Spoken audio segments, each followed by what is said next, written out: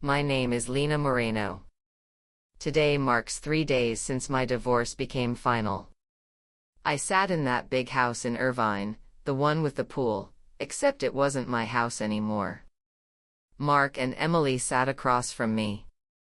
Emily's belly had rounded into a distinct bump, and she'd deliberately hiked the waistline of her fitted dress, displaying that curved silhouette like a trophy she'd won fair and square. The divorce agreement lay in my hands. My pen hovered over the signature line for what felt like 30 full seconds. Mark broke first. "Lena, come on. We have an OB appointment at 2. His tone carried the same casual authority as 7 years ago, when he'd proposed in that leaky San Jose apartment. Back then he'd said, "Come on, the chapel's booked for 2. Same impatience. Same assumption that the world would bend to his timeline. I didn't look at him. I looked at Emily. "Emily," I asked, "that baby you're carrying, are you absolutely sure it's Mark's?" Her face tightened for a fraction of a second, then relaxed into that victor's smile she'd perfected. She reached for Mark's wrist, claiming territory. "Lena, I know this is hard. But you and Mark have been drifting apart for years, you've admitted that yourself. What we have is real love, and now we have a family on the way. Twins, actually." She pressed a hand to her belly, savoring the word twins like a bite of expensive chocolate. Mark nodded along, wearing that noble expression of a man doing his duty. "Lena, don't blame Emily. You were always working. You forgot my birthday, our anniversary, everything. Emily's different. She puts me first." I studied him. This man who'd run a fever of 102 in that rain-leaking San Jose apartment 12 years ago. I'd taken 3 days off from my waitressing job, sat beside him with cold washcloths through the night. Back then he'd made under $30,000 a year. My teaching assistant stipend was $5,000. We ate discount turkey for Christmas. Did he put me first? I'd poured my best years into his pockets, and now he asked where he ranked on my list? I set the pen down. "Fine," I said. "Keep the house. Keep the car. I'll take $40,000 from the savings, and you can keep the rest for your twins." Mark froze. He'd braced for tears, for shouting, for lawyers, for public ruin. He'd actually prepared a 3-page negotiation strategy that I later found in his briefcase. The first line read, "If Lena refuses to go quietly, threaten to expose her brother's DUI to her employer." He'd come armed with knives. I'd laid myself on the table without a fight. He had no idea what to do with that. Emily looked just as stunned. She'd probably anticipated a scene, me begging her to give my husband back, something she could film for social media with a caption like, "The ex-wife finally accepts reality." Instead I said one word and started digging through my bag for my car keys. "Wait." Mark grabbed my arm. You're agreeing? What else am I supposed to do?" I smiled thinly. "You've knocked up another woman. Should I stay? Offer to help raise them?" "Lena, don't be like that. We can still be friends." "Friends?" I stood, sliding the agreement to the center of the table. "Mark, I've known you 12 years. Married for 7. You slept with my best friend, got her pregnant with twins. And now you're sitting on the couch we spent 3 days picking out together at the furniture store, asking me to make room. And you say, friends?" Emily cut in. "Lena, please don't get upset. It's not good for your babies, or for my heart." I turned to her. "Emily, we've known each other 14 years. Sophomore year, when you were heartbroken, I sat with you outside the dorm until 3 in the morning. When your mother was sick and you couldn't afford a flight home, I lent you the money. Now you're carrying my husband's child in my house, on my couch, telling me to calm down." Her smile finally faltered. She dropped her gaze, her lashes fluttering. I knew that flutter, I'd seen it for 14 years. I used to think it meant she was upset. Later I realized it meant she was calculating her next lie. "Sign it."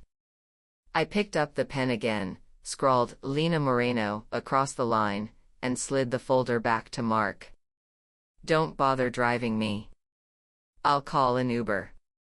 I rose. Emily stood too, probably intending to perform a gracious walk to the door. At the entrance I paused, leaned in, and spoke just low enough for her to hear. "Emily. You'd better pray that baby is actually Mark's." She jolted backward half a step, her pupils contracting like she'd been electrocuted. I didn't wait for her reaction. I pulled the door open and stepped out. California sunshine still blazed. I dragged 2 suitcases, everything I owned that hadn't been left behind, and stood on the front steps summoning an Uber. Behind me, through the door, Emily's voice rose in a theatrical wail. "Mark, did you hear that? She's cursing our babies. She's awful." Mark's reply filtered through, "Baby, ignore her. She's just bitter." I put my headphones on and cranked the volume. The Uber arrived. The driver, a Mexican-American guy in his 40s, helped with my bags. "Moving day?" he asked. "Something like that," I said, settling into the back seat. "Moving out of a landfill." He paused, then grinned. "Congratulations, then." I leaned against the window as my house, the one I'd lived in for 3 years, shrank in the side mirror and finally vanished.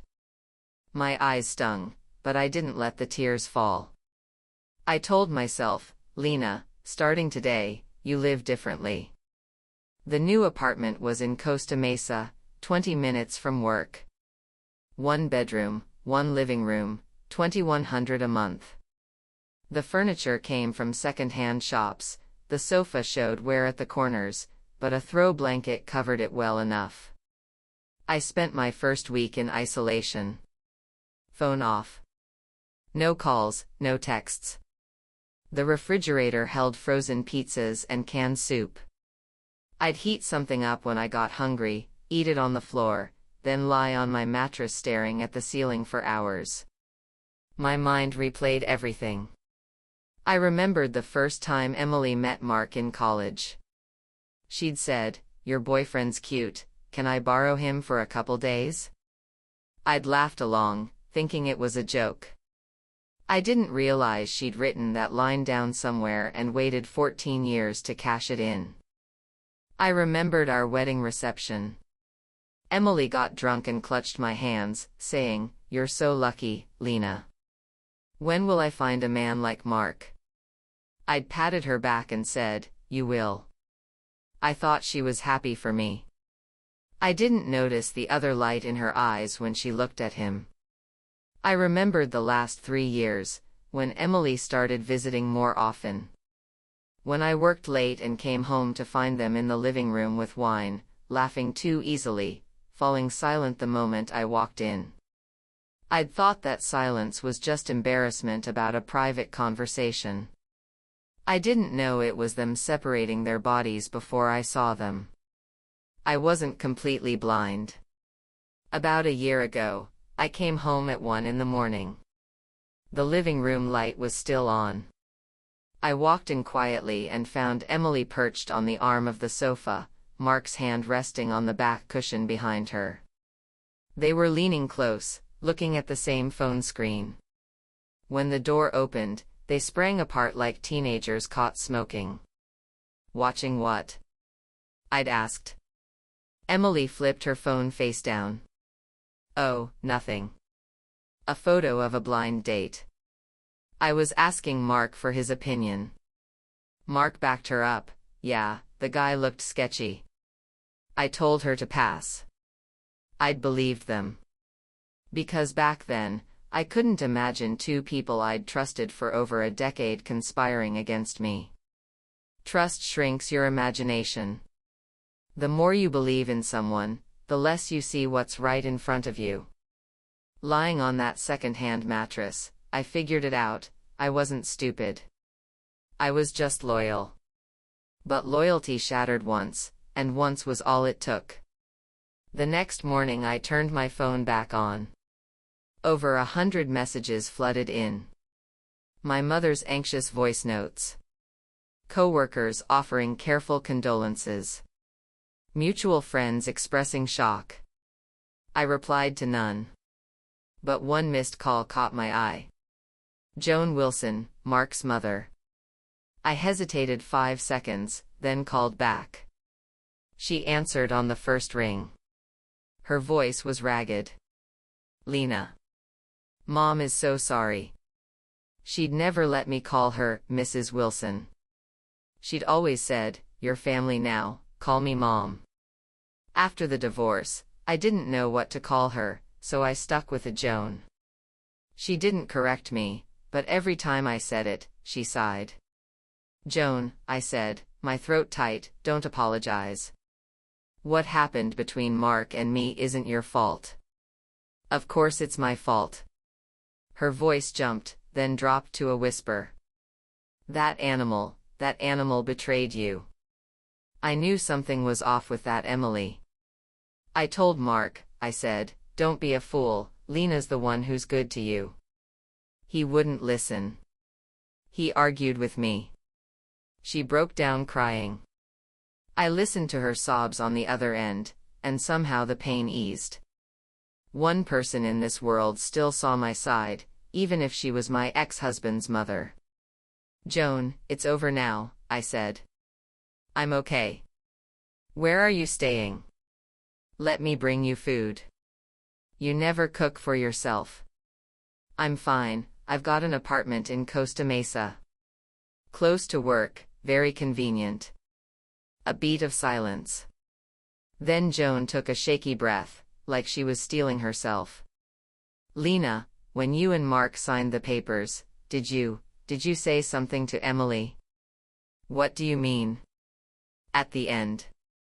When you were leaving. You whispered something to her, didn't you?" My pulse quickened. "How did you know?" Joan's voice dropped even lower. "Emily went to her room afterward. Her face looked terrible. She went onto the balcony to make a phone call. She thought no one was home. But I was watering the backyard, and the glass door was cracked open. I heard her arguing with someone. I gripped the phone tighter. With who?"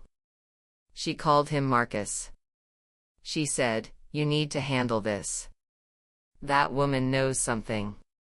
Get your things cleaned up.'" "Joan, did you hear anything else?" "She made more calls. I got smart. I recorded the second one." "Lena, I'm old. I don't know if that recording is worth anything, but I just felt like something wasn't right.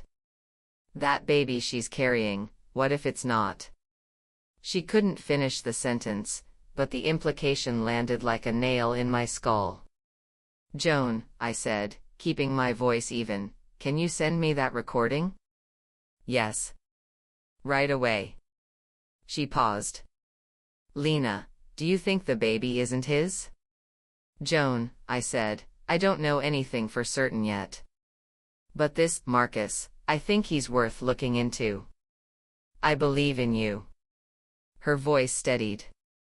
"If you need anything, I don't have money, but I can run errands, I can ask around." After I hung up, I sat on the edge of the bed, my heart thumping. 15 seconds later my phone buzzed. Joan had sent an audio file. 7 minutes and change. I plugged in my earbuds and hit play. Static, shuffling, then Emily's voice, shrill, frantic, nothing like the soft creature I'd known. "Marcus. Listen to me. She's suspicious. When she left, she said, You'd better pray that baby is Mark's. She knows something. Get your shit cleaned up. Make sure she can't find you. A man's voice, low and irritated. I told you 100 times. I'm not responsible for the kid. You told me you'd handle it. Go mooch off that sucker and leave me alone. But you're the father. You can't just. Father? Are you even sure it's mine? How many guys were you with before me? Do you even remember? Emily, I'm warning you, keep bothering me and I'll tell that poor bastard everything. He thinks he's having twins and he's so excited, right? You told me, I'm going to make him leave his wife and marry me. I said you were delusional. You said, his wife's an idiot, she believes everything I say. Those were your words. Emily's sobs came through the speaker, those fake, theatrical sobs I'd heard for 14 years. I knew the difference. Real crying was ragged, fake crying started with a sharp inhale, like an actress rehearsing. Marcus, please, if you abandon me, I'm done. Your problems aren't my problems. Stop calling me. Next time I'm calling the cops. Click. The call ended. I set the phone down. My hands shook. But not with anger. With cold exhilaration. The feeling of spotting a massive fish through a crack in winter ice. If you find the right angle, you can pull the whole net up at once. The baby wasn't Mark's. Emily had gotten pregnant by another man. He'd rejected her, so she'd pinned it on Mark. Mark thought he was being a responsible, decent man, but he was the most thoroughly con sucker in Los Angeles. Behind my back, she'd called me an idiot. She'd said, she believes everything I say. 14 years of friendship. 7 years of marriage. Plane tickets I'd bought her. Nights I'd stayed awake for her. All the times I'd pulled her out of heartbreak. To her, I was just a sucker who'd believe anything. I turned off the recording and walked to the balcony. Costa Mesa afternoon sunlight blazed down. I squinted at the distant freeway, where cars streamed in both directions, everyone heading somewhere. I pulled out my phone and dialed. Jessica? It's Lena.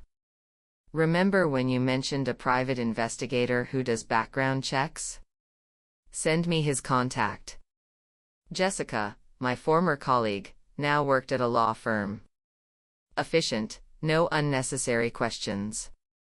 3 minutes later, the PI's info arrived in my messages. I texted him, you were recommended for digging up information. I need to find a man named Marcus. White, Los Angeles area, likely in construction. Also his connection to a female friend of mine. Budget isn't an issue. He replied immediately, send me everything you have. Quote tomorrow. I went inside, pulled out the yoga mat I'd bought a week ago and never opened, and spread it on the floor. 3 deep breaths. My head was clear.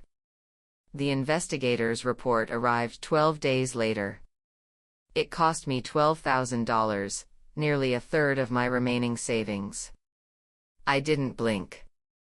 If this report confirmed my hunch, it was money better spent than any house. The file came in a thick envelope via Jessica's office. I spread the pages across my dining table and read through the entire night. Marcus O'Brien. 39. Married. 2 children. Lived in Glendale. Ran a small contracting business specializing in residential renovations. Income varied, maybe $150,000 a year, depending on the market. His connection to Emily was documented in detail. They'd met at a party through a mutual friend in March of the previous year. Their intimate relationship lasted about 4 months. During that time, they'd met repeatedly at Emily's apartment and at a Burbank hotel, receipts showed Emily's credit card on file. The critical timeline. Mid-June, Emily discovered she was pregnant. She contacted Marcus immediately.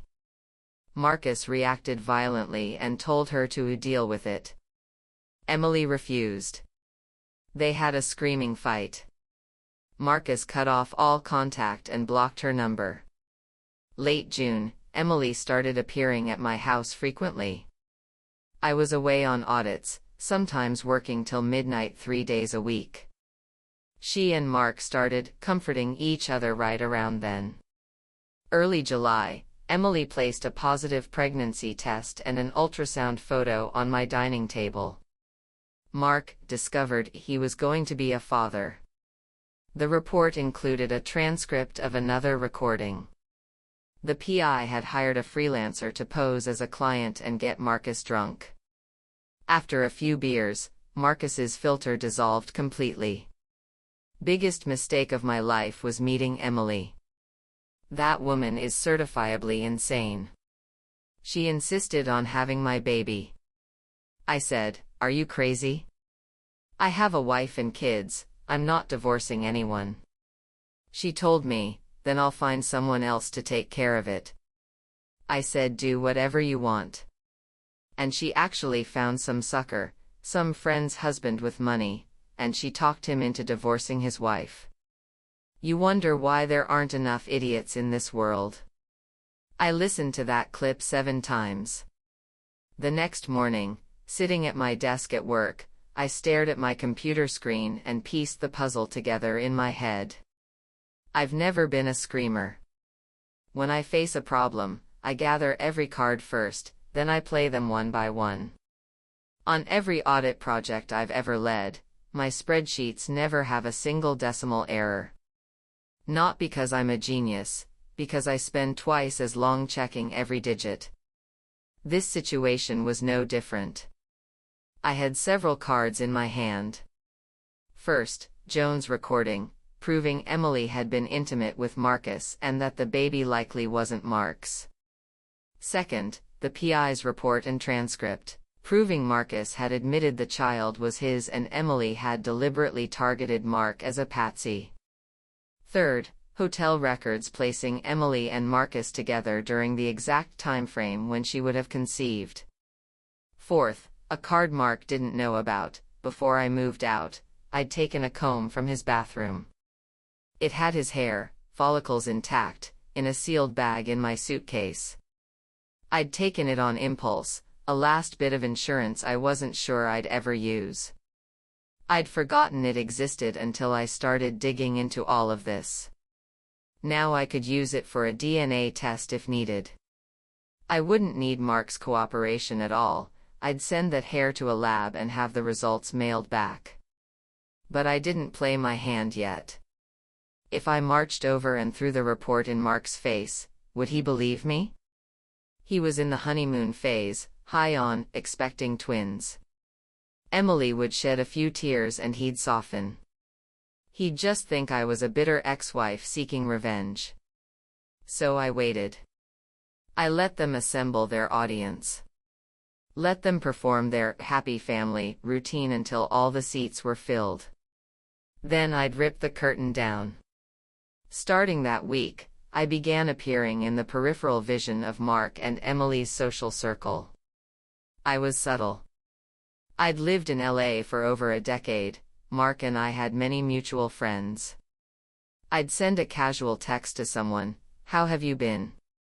Then, offhandedly, "How are Mark and Emily doing? I heard about the twins. Congratulations to them."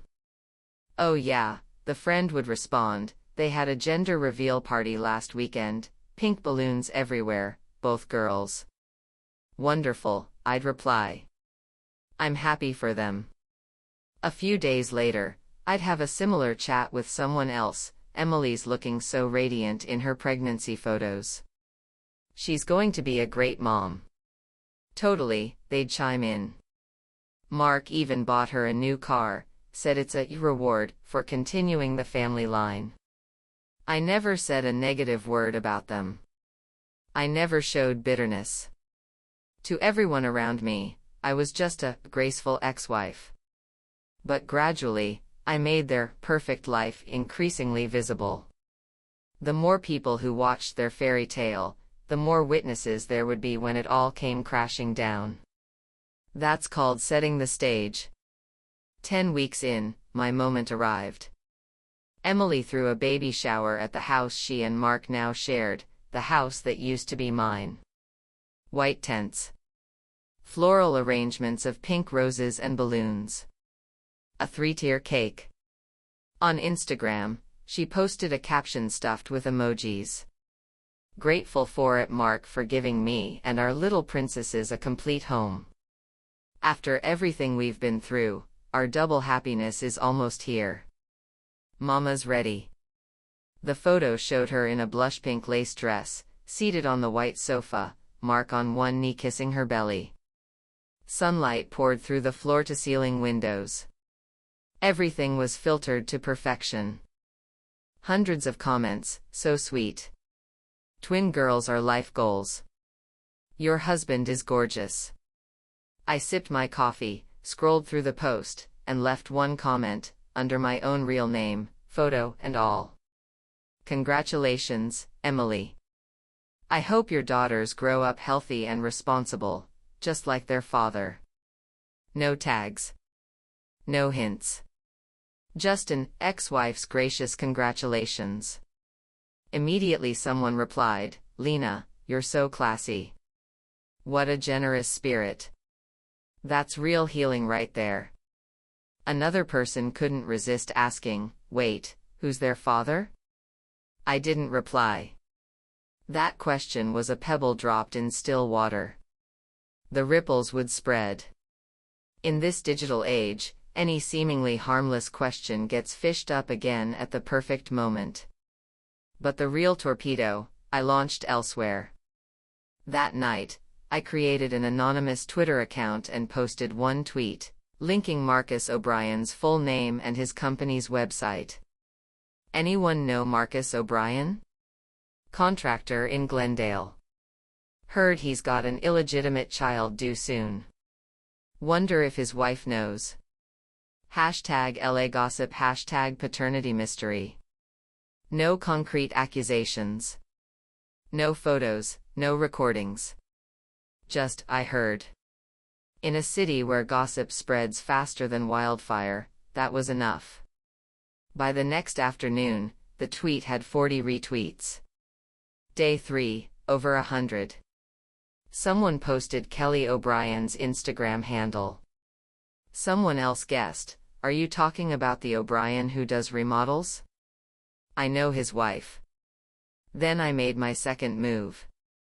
From an encrypted email account, I sent a message to Marcus's wife, Kelly O'Brien, whose Instagram was full of photos with her 2 kids and the hashtag #momlife.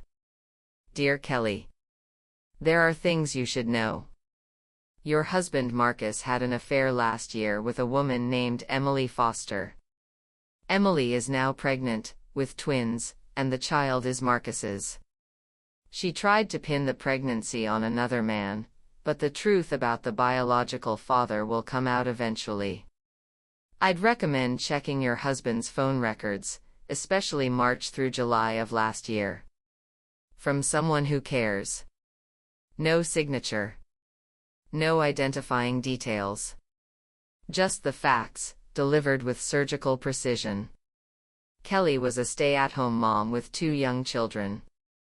What would she do when she learned her husband had been cheating and had fathered an illegitimate child? I had a guess. She'd pick up a knife and go after Marcus. 3 days later, the show went live. That Saturday at 3 in the afternoon, Jessica sent me a link with a single line, Lena, your timeline is exploding. I clicked. It was a video posted by a local lifestyle blog, uploaded 2 hours ago, already with 3,000 shares. The video was shot inside an Italian restaurant in Burbank. Lunch rush, background noise. The camera focused on a table by the window where 4 people sat. Mark. Emily. Marcus. and Kelly O'Brien. 4 chairs, 4 faces, 1 powder keg. Kelly wore a black hoodie, hair pulled back so tight it stretched her temples. Her hands were interlocked on the tablecloth, nails drumming. Marcus sat beside her, shoulders hunched, a completely different man from the one who'd bragged in that bar. Across from them, Mark in his tailored suit, clearly dressed up for a nice date. Emily beside him in that same blush-pink dress, her belly now unmistakable. She didn't look happy.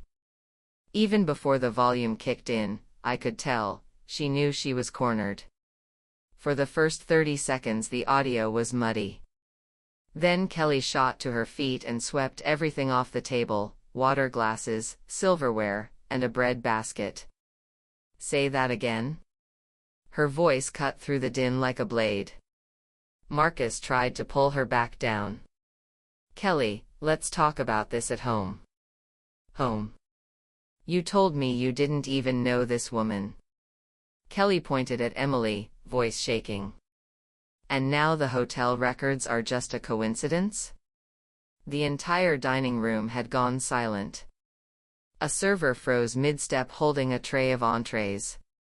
Mark stood, positioning himself in front of Emily. "Ma'am, please calm down. I think there's been some misunderstanding." "Misunderstanding?" Kelly wheeled on Mark. "You're the boyfriend, right? Do you know who your girlfriend's baby actually belongs to?" Mark's face went through 3 shades in 2 seconds, white, red, then a sickly green. He turned slowly to look at Emily. Emily was a wreck. She clutched Mark's arm with both hands, her voice trembling. "Mark, don't listen to her, she's insane. I don't even know who she is." "You don't know me?" Kelly slapped a stack of papers onto the table. "Hotel records. Photos. You slept with my husband for 4 months. You got pregnant with his baby and tried to pass it off on someone else." Marcus looked up finally, his voice cracking across the room. "I told you 100 times. I'm not claiming that kid. You find some schmuck to take the fall, don't drag me into this." The sentence was captured clear as crystal on the recording. Mark went pale. He stared at Emily, mouth half open, and when he finally spoke, his voice didn't sound like his own. "The baby, whose baby is it?" Emily was crying now, real crying, mascara running down her face, soaking into the lace of her dress. "Mark, please. I was confused.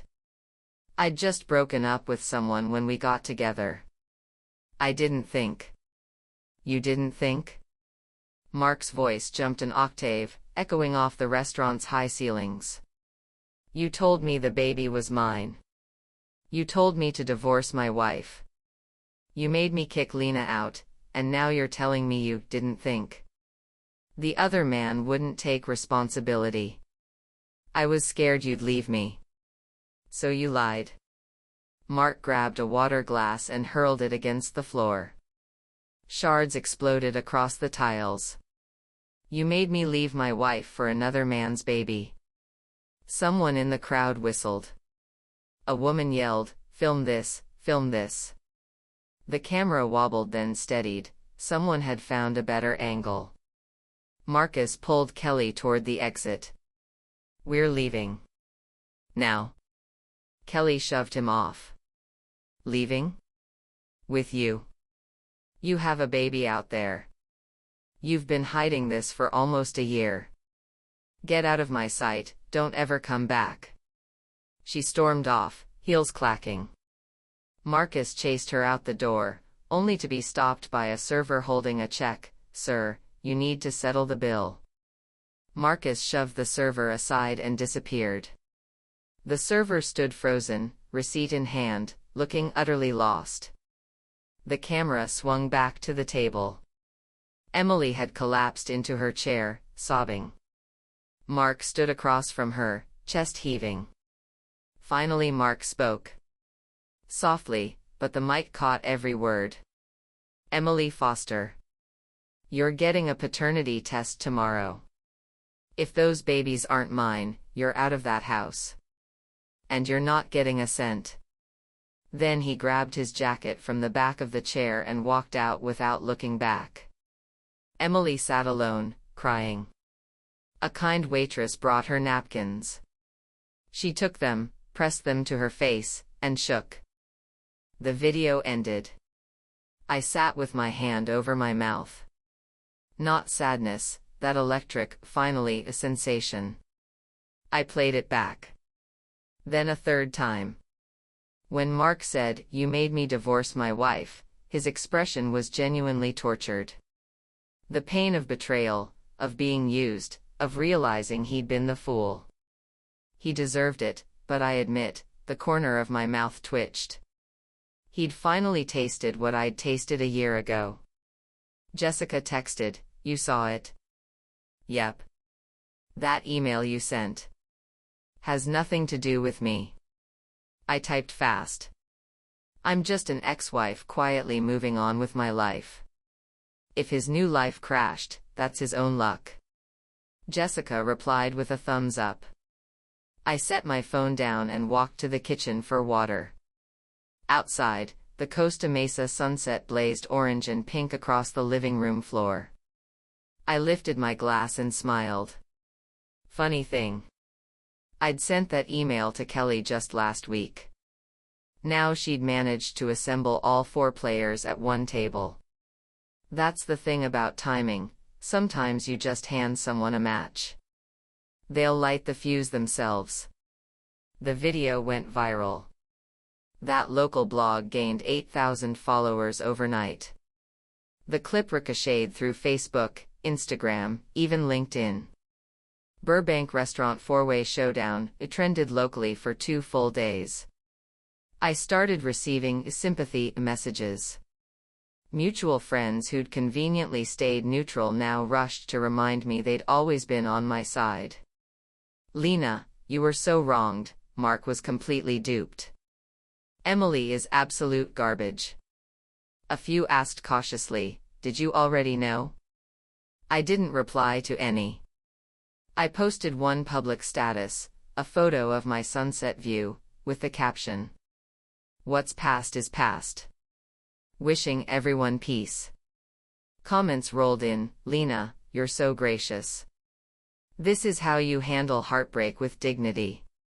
I read them and thought, if you knew what I'd actually done, you'd probably say, "This woman is terrifying."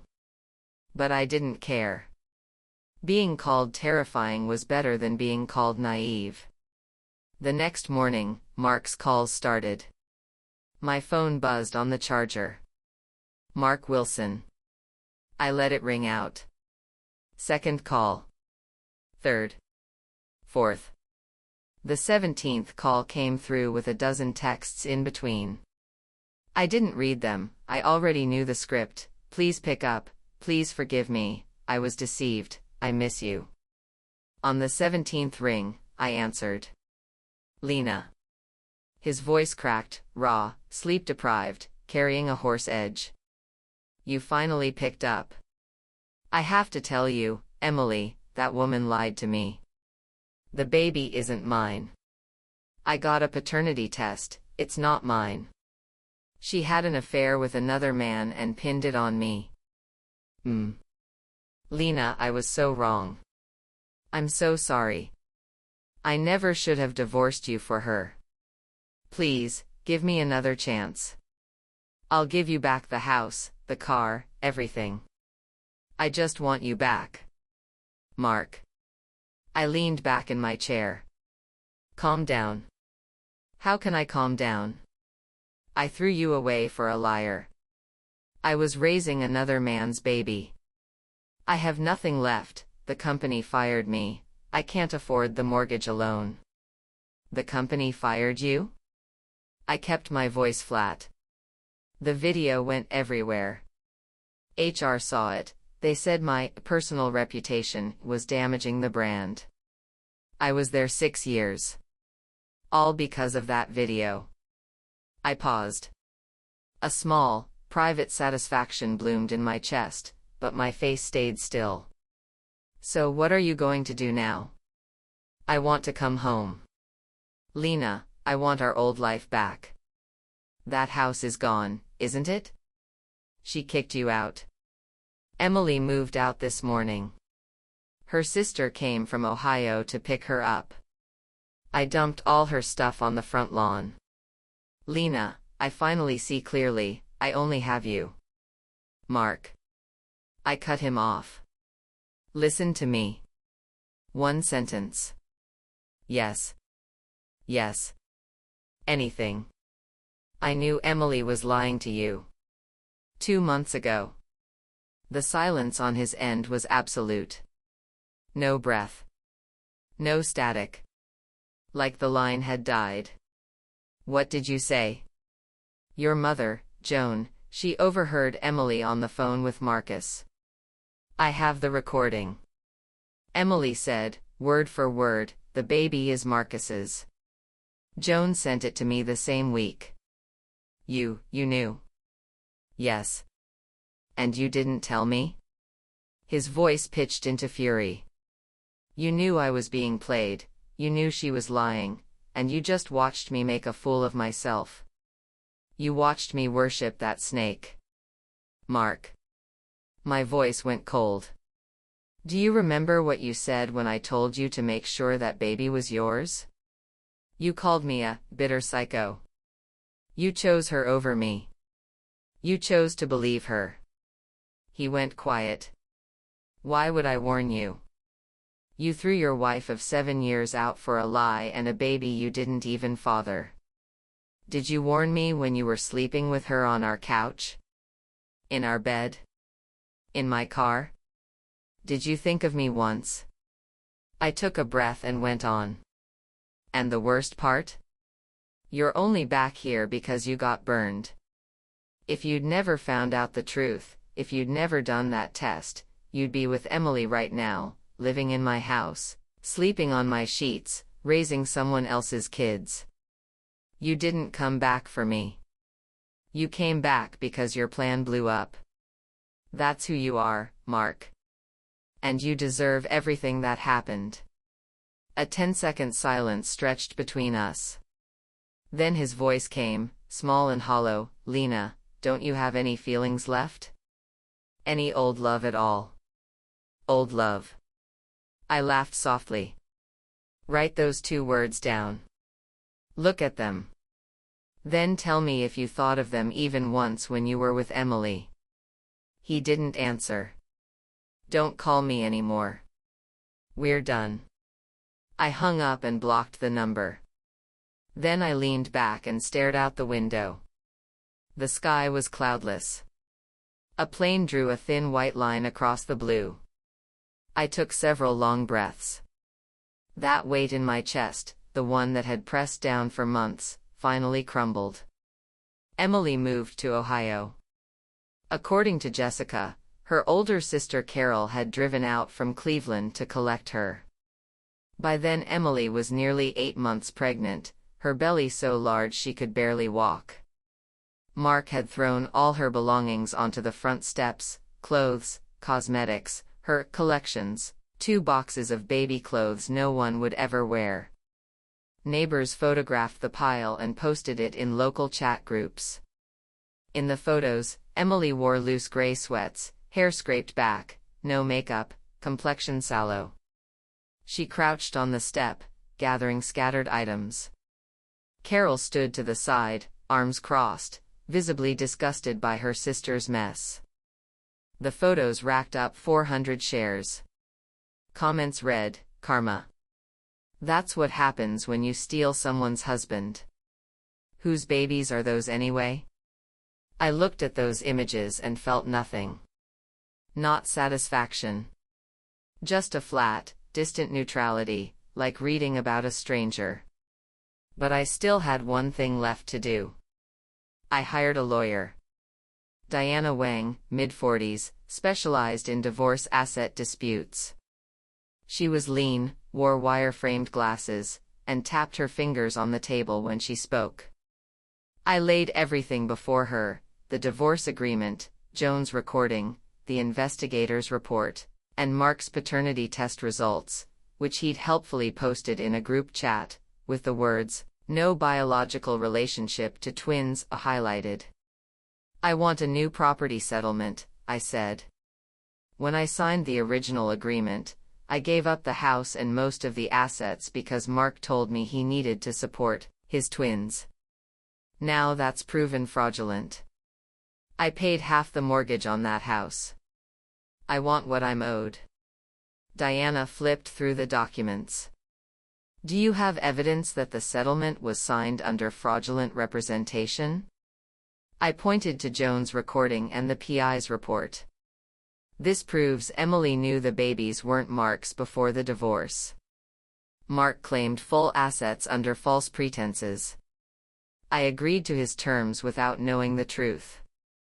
Diana read for 3 minutes, took off her glasses, and smiled professionally. "We can win this. Fraud-based divorce, property division can be revisited. Let me calculate what you're entitled to." 2 weeks later, the court summons arrived at Mark's new address.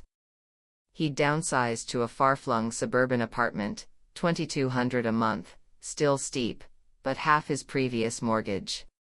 Diana told me Mark called her the day the summons arrived, his voice cracking. "Is Lena doing this to me?" Diana replied, "Mr. Wilson, my client is simply asserting her lawful rights. You received the majority of assets based on a premise that is now proven false. The court will decide fairly. Mark might have wanted to fight, but he had no ground to stand on. He'd committed adultery and been deceived himself, but the law didn't care about his feelings. He'd signed a settlement based on misinformation." 3 months later, the ruling came down. Mark was ordered to pay me half the home equity plus interest and damages, a total of $378,000. Monthly installments of $6,000 over 5 years. When the first check arrived, I held it for a long time. Not triumph. Just quiet finality. I'd paid into that house for 7 years. I'd given him my best years. I'd made thousands of meals. Now the sum had a number on a piece of paper in my hands. I didn't post about it. I slipped the check into a drawer, locked it, and went to work. That evening, I got a text from an unknown number. "Lena, it's Joan. I saw the ruling. You did the right thing. That boy needed a lesson. Don't carry this alone, come eat at my place sometime." I replied, "I will. This weekend." Then I opened the mutual friends group chat. Messages still trickled in about Mark. He hadn't paid rent in 3 months, his landlord was evicting him, he'd taken a job at an auto parts store for $16 an hour, he'd lost weight and walked with his head down. I scrolled through it all. Then I left the group without a word. 3 weeks after the ruling, I took Joan out to dinner. The old woman looked better than she had in months, wearing a forest green sweater and the pearl necklace I'd given her years ago. She stood to hug me when I arrived, holding tight. "Lena, you've gotten thinner," she said, patting my back. "But you look brighter. Prettier than before." I smiled and sat down. "You look good too, Joan." "Of course I do." She rolled her eyes. "The drama's finally over. That boy barely calls me, just every few days to ask for money. I haven't given him a cent.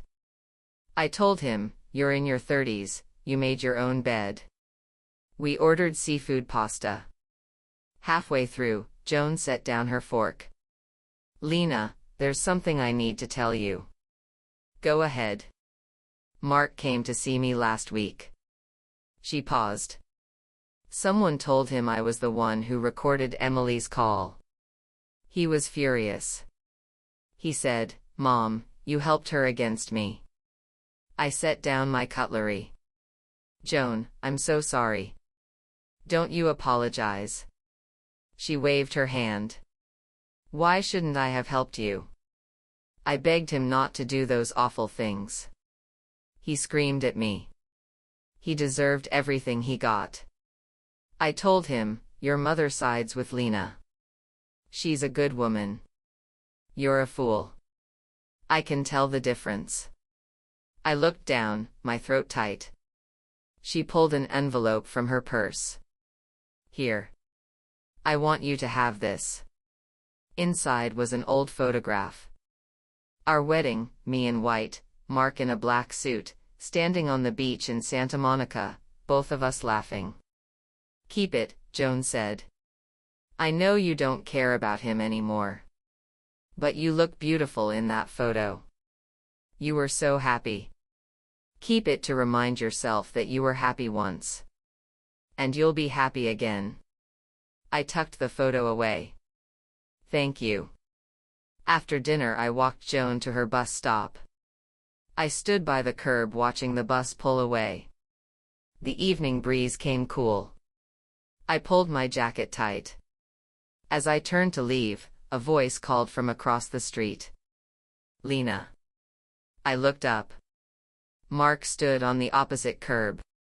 He'd lost considerable weight, his cheekbones jutted beneath a patchy beard and unkempt hair. In his old worn jacket, he looked like a drenched stray dog. The man who'd spent 30 minutes on his hair every morning couldn't have recognized himself. I wanted to say something. He didn't cross the street. I stood still. I always thought. The wind snatched part of his words. I thought when I finally realized my mistake, you'd be waiting. You always waited, no matter how late I came home. That was before. I know. He dropped his head, hands shoved in his pockets. I just wanted to tell you I regret it. Every day. Not the part about being fooled, but the part about losing you. I looked at him. Across a street that felt like the distance of 7 married years and 12 total years. Mark, listen, I said, loud enough for him to hear. I regret one thing only, that I didn't see you two sooner. If I'd been a little smarter, a year earlier, even 6 months, I could have spared myself so much pain. He lifted his head. Something glinted in his eyes. But we all pay for being stupid. You paid yours. I paid mine.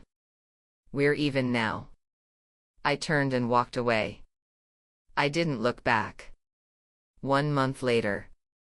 I moved again, still in Irvine, but a smaller place now. 2 bedrooms, 900 square feet, perfect for 1 person. I bought a white sofa, a natural wood dining table, and 2 framed prints on the walls, one of the ocean, one of a sunset. The balcony faced west. Every evening, golden light streamed in. I adopted a cat. 3 years old, orange, round as a small coffee table. I named him Nugget. He wasn't affectionate at first, but every night he'd jump into my lap and purr. I'd stroke his back while the sky outside darkened from orange to pink to deep violet. After legal fees, Diana had secured me about $310,000. I saved part, invested the rest. I enrolled in a company-subsidized financial analysis certification program. Classes started in the fall. On weekends I met Jessica for coffee.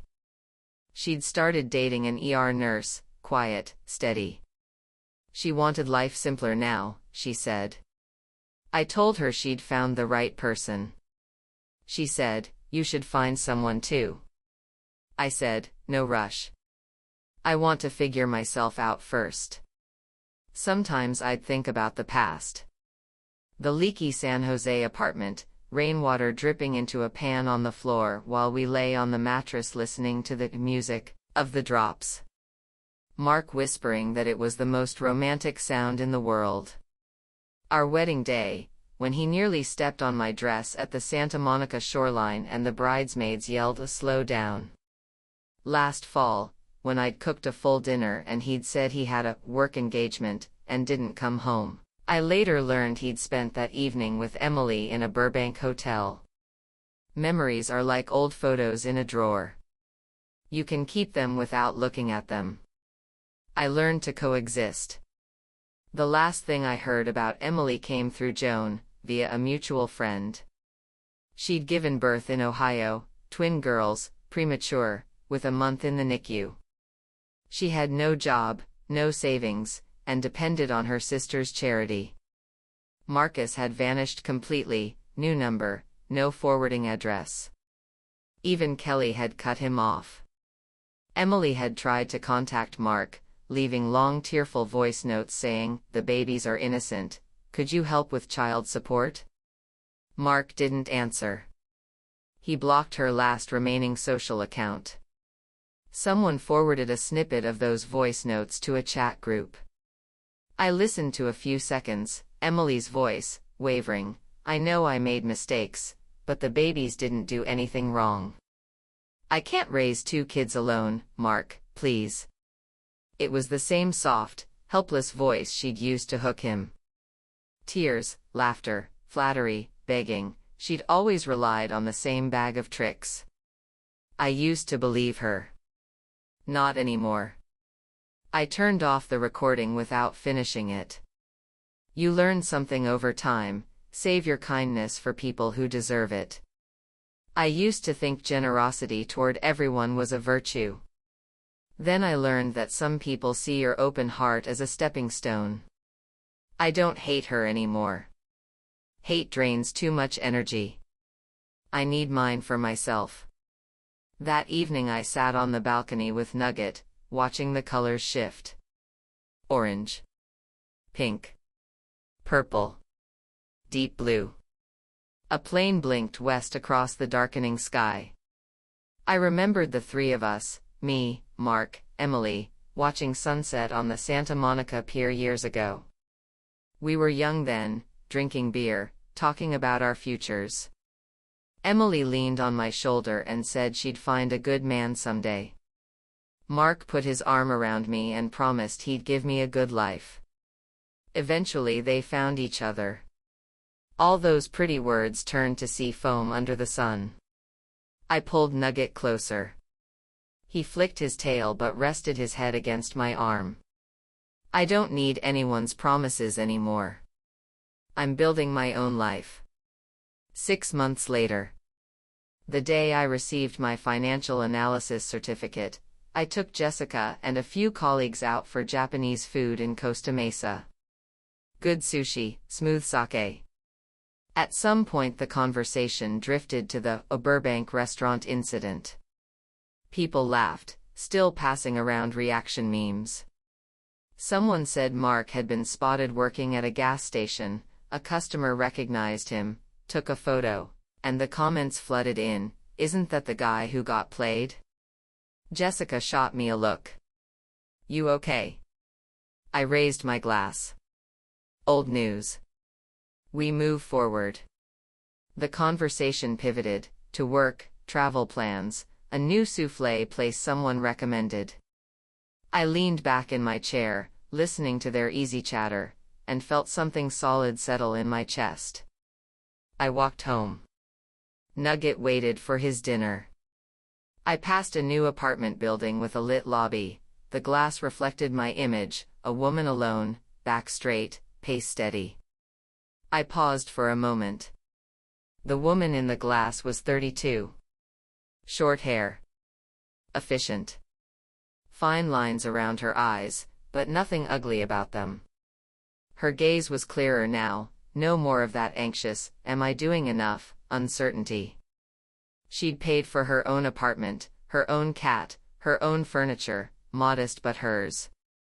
She read books she wanted to read, ran on the beach on weekends. She'd lost a husband, a best friend, and a big house. But she'd gotten herself back. At home, Nugget waited by the door, meowing. I opened a can for him. He dove in with the usual ferocity. I sat on the floor and stroked his back while he ate. My phone buzzed. "Joan, Lena, I made dumplings today. Come pick some up this weekend." I replied, "I'll be there." I showered. As hot water ran down my back, I realized what day it was. Exactly 1 year ago, I'd signed those divorce papers. A year ago, I thought my life was over. Today, standing under the spray, rinsing shampoo from my hair, I felt the world was exactly where it should be. No, thank you, hardship, sentimentality. Hardship is hardship. But the fact that you can climb out of it, that part is real. I'd spent a year cleaning up the pits other people dug for me, then I pulled them in too. Mark had lost his job, his house, his dignity. He paid me $6,000 a month for 5 years. When he'd called out across the street, he was barely recognizable. Emily was raising 2 daughters with unknown paternity in Ohio. The rich husband, the good life, the being pampered, none of it had materialized. And me? I had an apartment I'd chosen, a career I'd built, an orange cat named Nugget, and weekends that belonged to no one but me. The most satisfying thing I ever did wasn't revenge. It was sitting in that restaurant, saying to Mark across the street, "We're even." Then turning around and taking one step after another without looking back. Because I'd finally understood, I used to think being loved was happiness. Now I know that taking care of your own life, that's more reliable than anyone's love. That winter in California was unusually cold, but my apartment was warm. Nugget slept in my lap, his purr steady. I finished a spreadsheet, saved it, closed the laptop. The dark screen reflected my face. I smiled at the reflection. Lena. Well done. I turned off the light, curled up with my cat, and slept. The next morning the sun rose as always. And I knew that every day ahead would be better than the one before. A Thursday. Overcast. I arrived at work to find a manila envelope at reception, hand-delivered. Inside was a court-ordered enforcement notice. Mark had defaulted on 3 consecutive monthly payments. Diana had requested wage garnishment. I glanced at the total, penalties included, nearly $20,000 in arrears. I snapped a photo and texted Diana, "Is he planning to skip?" She replied fast, "We've frozen his accounts and the lien on his old car. If he doesn't pay next month, we garnish his wages directly. Don't worry, he's not getting away. He's working at a gas station now. Not much to garnish. Enough for rent and food.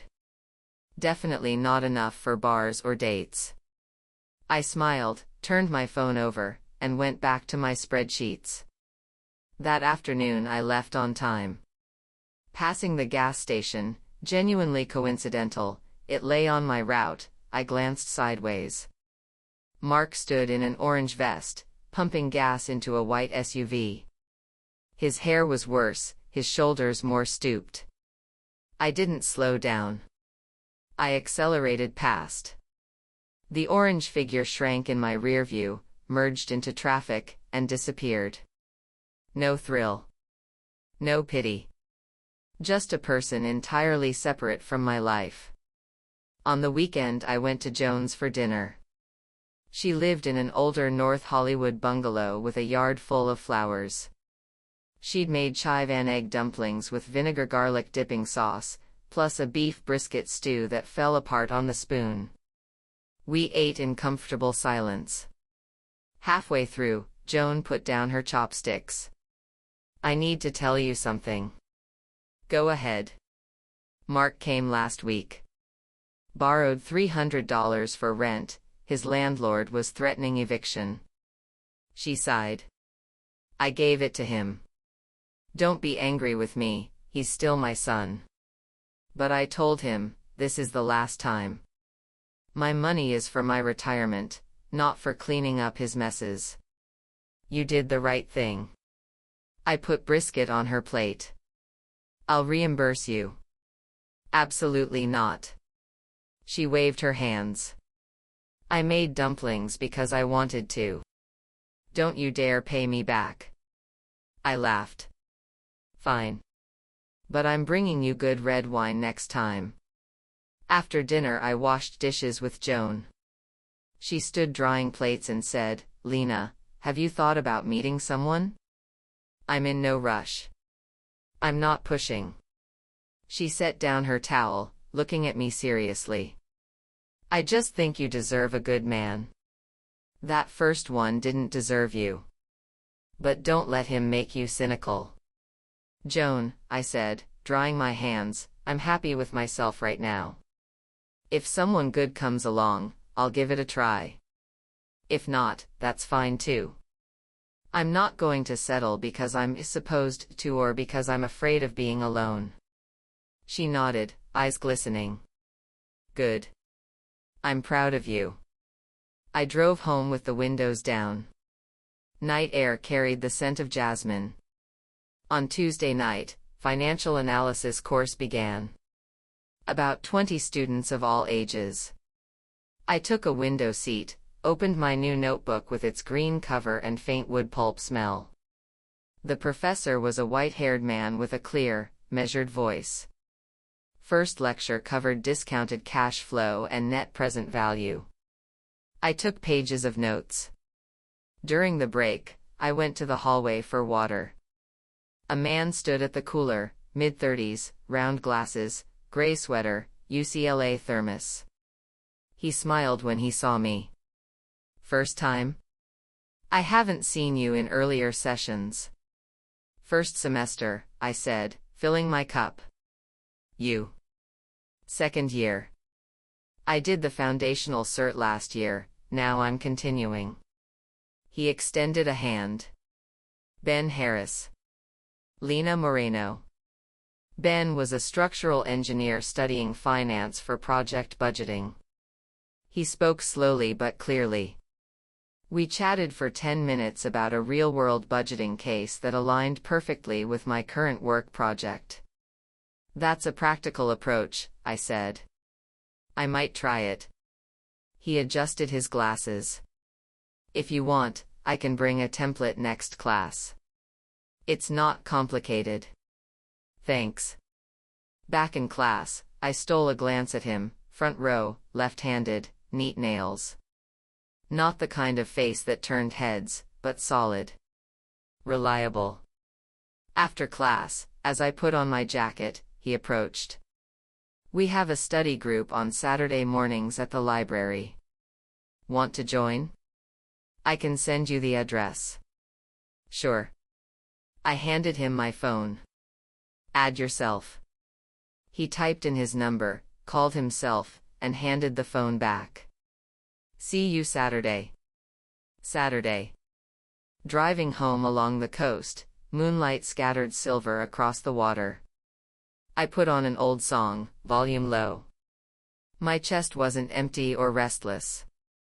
Just settled.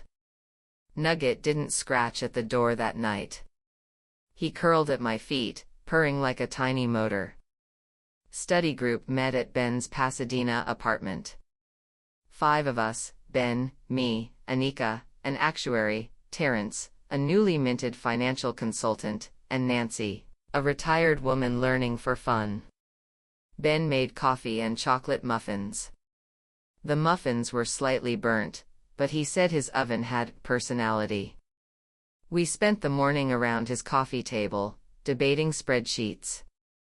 Ben's cat, a black thing named Newton, planted himself in the center of the table, forcing everyone to slide papers from under his tail. Nancy spent half the time playing with him. Lunch was delivered pizza. Anika told a story about a client who'd complained her payout was too low.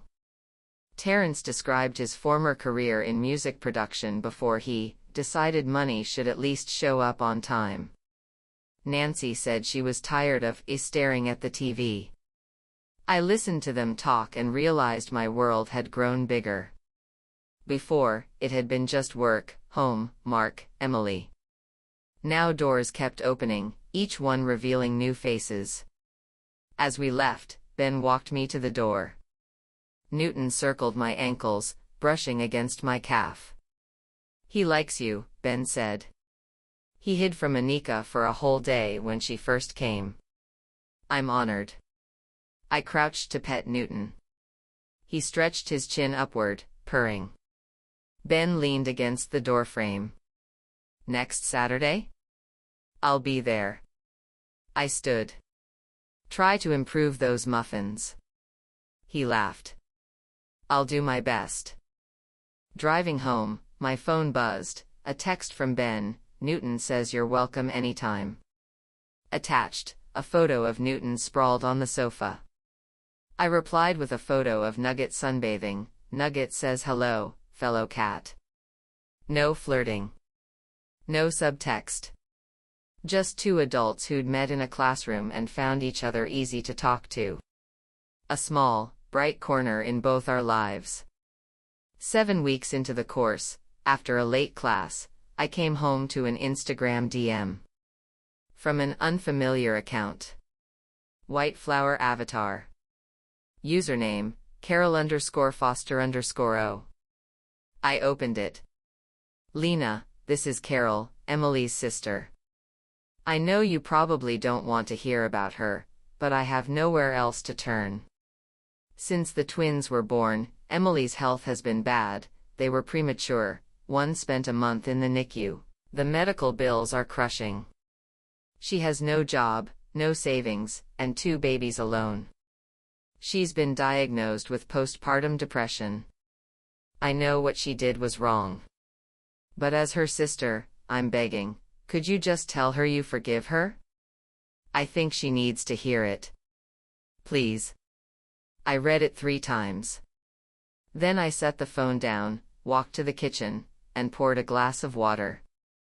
The moon was full outside. I stood by the window and drank slowly. Carol said Emily was in a bad state. She needed to hear forgiveness. Please. I remembered sophomore year. Emily had come to my dorm after a breakup, clutching a pillow, asking, "What's wrong with me?" I'd sat beside her all night, telling her she deserved better. 14 years later, she was in bad shape. She needed my forgiveness. Forgive her for what? For stealing my husband? For deceiving everyone? For finding a patsy and deciding my husband was the best candidate? She needed to hear, "I forgive you." Who had said, "I'm sorry" to me? I walked to my bedroom, opened the bottom drawer, and pulled out the small box with the investigator's report and Joan's recording. I flipped to one page, the transcript of Emily's conversation with Marcus. One sentence stood out: his wife's an idiot, she believes everything I say. I stared at that line for a long time. Then I closed the box, slid it back, returned to the living room, and typed my reply to Carol. Please ask her not to contact me again. I sent it. Then I changed my privacy settings to block non-friend messages. Carol probably sent another message. I couldn't see it. I imagine it said something like, "How can you be so cold?" or "She's suffered enough." I didn't care. 14 years of friendship had shattered the moment she called me an idiot. If she needed my forgiveness to heal, that was her work to do. I didn't owe her my mental health, just as she'd never cared about my marriage. That night I slept well. Nugget lay by my pillow, his tail draped over my wrist. In the early morning I had a brief dream. The old oak tree outside our college dorm, autumn leaves yellow, Emily and me sitting beneath it eating ice cream.